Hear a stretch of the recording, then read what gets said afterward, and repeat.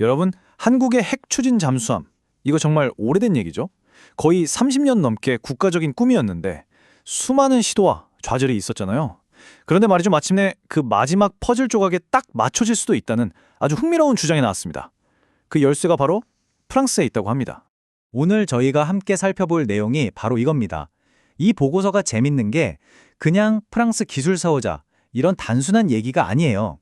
한국과 프랑스가 어떻게 서로의 빈틈을 완벽하게 메꿔주는 그야말로 찰떡궁합 파트너가 될 수 있는지 아주 구체적인 그림을 그리고 있거든요. 자, 지금부터 그 내용을 하나하나 뜯어 보겠습니다. 네, 그래서 오늘 이야기는 이렇게 5단계로 진행됩니다. 먼저 한국의 30년 묵은 수건 사업부터 시작해서요. 아니 근데 왜 파트너가 미국이 아니고 프랑스인지, 그리고 이 둘이 손잡으면 어떤 그림이 그려지는지 그 윈윈 전략까지 차근차근 따라가 보겠습니다. 자, 먼저 첫 번째 이야기입니다. 한국의 30년 수건, 이 핵잠수함이라는 게 사실 어제 오늘 나온 얘기가 아니잖아요. 정말 30년이 넘는 시간 동안 물밑에서 아주 끈질기게 추진해온 진짜 오래된 국가적인 꿈이었습니다. 그런데 말입니다. 이렇게 간절히 원했는데 지난 30년 동안 왜 이건 그저 꿈으로만 남아 있었을까요? 도대체 뭐가 문제였을까요? 뭐 아시다시피 거기에는 기술 문제도 있고 아주 복잡한 정치적인 문제도 얽혀 있었습니다. 이 흐름을 한번 보세요. 1994년 김영삼 정부 때 비밀리에 시작해서 노무현 정부 때 전담팀까지 만들고 우리 독자 기술로 소형 원자로 스마트 개발까지 성공했죠. 정말 꾸준히 준비해온 겁니다. 그리고 마침내 2025년 미국 대통령이 오케이 한번 해봐 라고 정치적으로는 승인을 해줬어요. 와, 이제 다 된 건가 싶었는데 이게 웬걸요. 오히려 이게 예상치도 못했던 훨씬 더 거대한 벽이 있다는 걸 깨닫게 되는 계기가 됩니다. 바로 이겁니다. 이게 핵심이에요. 대통령이 좋다고 말하는 거랑 실제 기술을 넘겨주는 건 완전히 다른 차원의 문제였던 거죠. 미국에는 원자력법이라는 아주 강력한 법이 버티고 있거든요. 이 법 때문에 핵심 기술이나 연료를 다른 나라에 넘겨주는 게 거의 불가능에 가깝습니다. 결국 이 거대한 법의 벽에 부딪히면서 한국은 다른 길을 찾아야만 했던 겁니다. 자, 그래서 이제 두 번째 이야기로 넘어갑니다. 왜 미국이 아닌 프랑스인가? 미국이라는 길이 사실상 막혔다는 게 명확해졌잖아요. 그럼 이제 어떻게 해야 할까요? 새로운 길을 찾아야죠. 바로 그때 최적의 대안으로 떠오른 나라가 바로 프랑스입니다. 왜 하필 프랑스였을까요? 지금부터 그 이유를 제대로 파헤쳐 보겠습니다. 자, 이 표를 보시면 그 이유가 바로 나옵니다. 정말 재미있는 지점인데요. 미국과 프랑스의 기술은 출발점부터가 달라요. 연료를 보세요.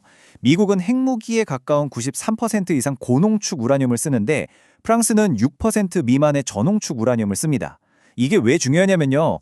바로 이 저농축이라는 점 때문에 우리가 그토록 껄끄러웠던 한미 원자력 협정의 적용을 받지 않게 되는 거예요. 말 그대로 족쇄가 풀리는 거죠. 프랑스가 왜 저농축을 쓰는지에 대한 생각도 아주 명확합니다. 우리도 고농축 써봤는데 굳이 그럴 필요가 없더라. 10년마다 정비할 때 어차피 열어야 하니까 그때 맞춰서 저농축 연료로 가는 게 훨씬 합리적이야 라는 거죠. 그러니까 이게 기술이 없어서가 아니라 훨씬 더 실용적이고 경제적인 선택이었다는 겁니다. 철학 자체가 다른 거예요. 그리고 우리가 흔히 하는 오해가 하나 있습니다. 미국 잠수함은 수명이 닿을 때까지 연료 교체가 필요 없으니까 정비로 필요 없다? 천만의 말씀입니다. 그건 사실이 아니에요. 미국이든 프랑스든 7년에서 10년 주기로 엄청난 대규모 정비를 다 합니다.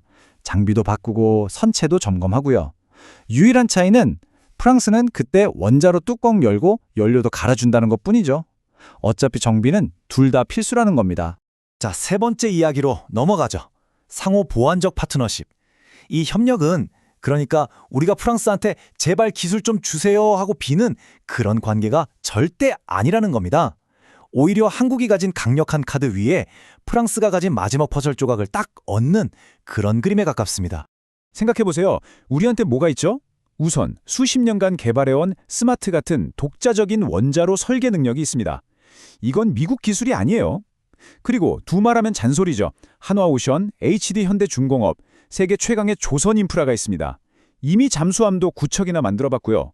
이런 것들이 협상 테이블에서 얼마나 강력한 무기가 되겠습니까? 그럼 프랑스는 뭘 가지고 있느냐?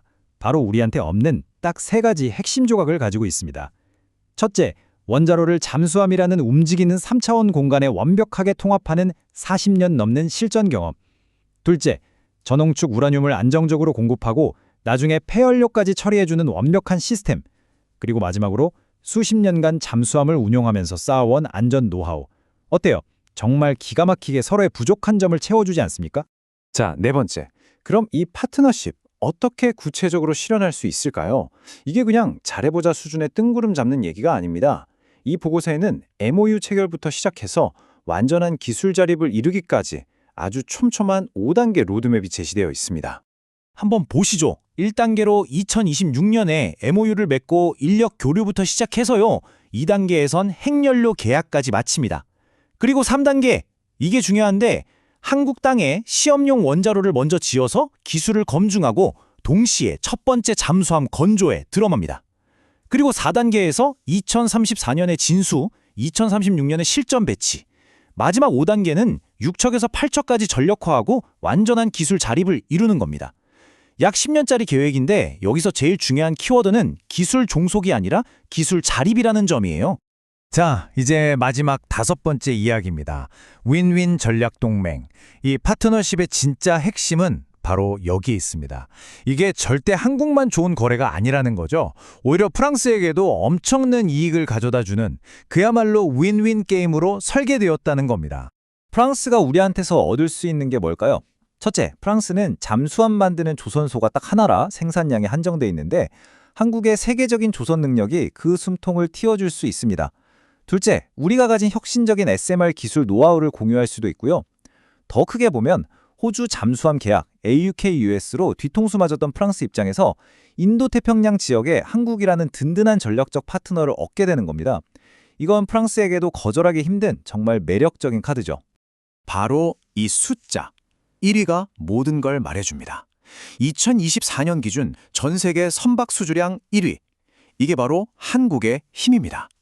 세계 최고 수준의 조선 능력은 그 어떤 첨단 기술보다도 강력한 협상 카드이자 프랑스가 이 파트너십에 군침을 흘릴 수밖에 없는 이유인 거죠. 자, 그럼 이제 마지막 질문을 던져봐야겠습니다. 이 파트너십이 과연 단순히 잠수함 몇 척을 함께 만드는 수준에서 끝날까요? 아니면 이걸 시작으로 두 해양 강국, 한국과 프랑스가 훨씬 더 큰 그림을 그리는 새로운 전략적 동맹으로까지 나아갈 수 있을까요? 정말 흥미로운 지점입니다.